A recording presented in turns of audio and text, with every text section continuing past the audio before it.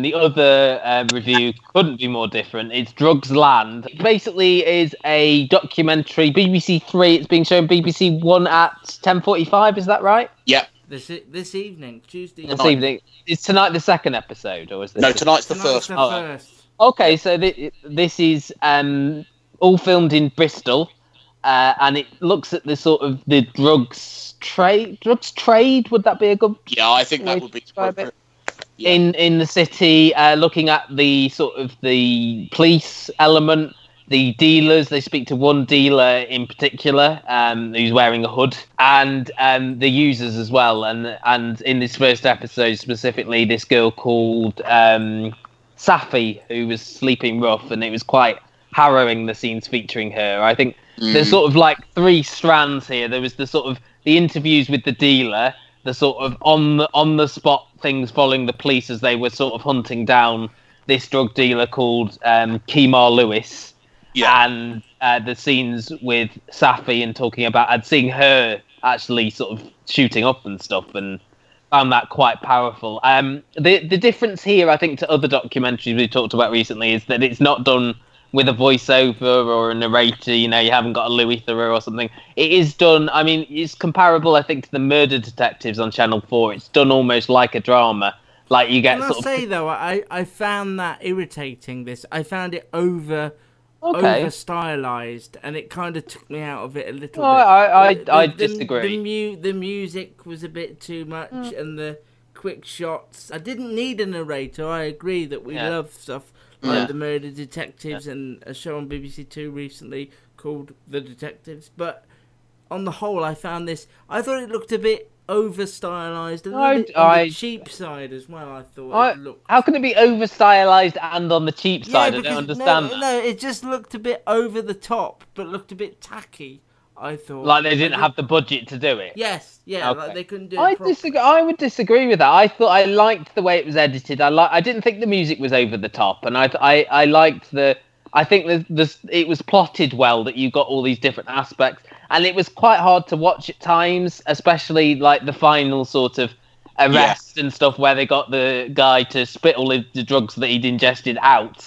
On the whole, I mean, I felt like I was watching like a Bristolian version of The Wire at times. The only thing is that you struggle to take people with Bristolian accents seriously, even when they're drugs involved. It's like watching Doc Martin. Yeah. I found myself very engrossed about half an hour in. I think about half hour in, once the storylines come together, and as you say, once you started chasing the drug dealer, you saw the girl. What was her name? Safi.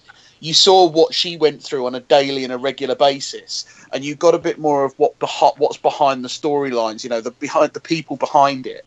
I did get quite engrossed. I do think it was a little bit long, and I would agree. I think perhaps around the 45-minute mark, I was starting about to get 15 minutes too long. Well, yeah, that might be more normal. Perhaps the 15 minutes at the start were too much. If it started, but actually, I found myself serious linking this, and I'm watching it. It made me look very carefully at Bristol. I mean, I know I live in London, which is not exactly a nice calm place in certain areas, but it made me think about Bristol in a different way. I did enjoy all the stuff about the different patches and how he wasn't allowed to go into a certain patch. I mean, this was all set. This was sort of subtitled Crack Alley because it was a certain part of. And there was a certain. What was it called? The Hepburn Road. Yeah, and people bringing, and towards the end there was all the stuff about people bringing. Was it county lines? Yeah, about where people bring drugs from other areas. And there's a certain bit of Hepburn Road, and they sort of conjoin in the place where the police were sort of. And as doing you say, all their that's bits. where it felt very similar to The Wire. That kind of like patches and corners and territory. That there was that similarity. Well, they mentioned re-ups at the end as well. Exactly. Yeah. Get your WMD here. Luke, you weren't as. I wasn't as engrossed. I just think I've seen a lot of documentaries on the subject.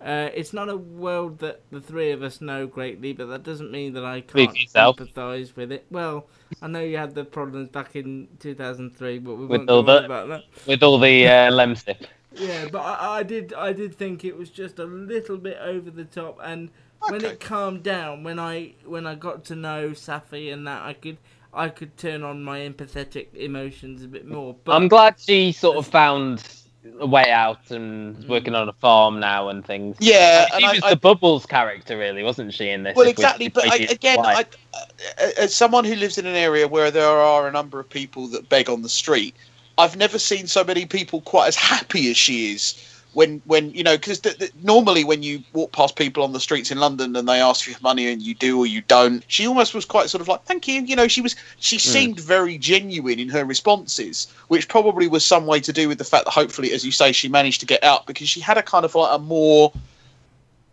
sunny disposition on life than most people who live on the streets have. What I liked about this, I think, was the frankness of it.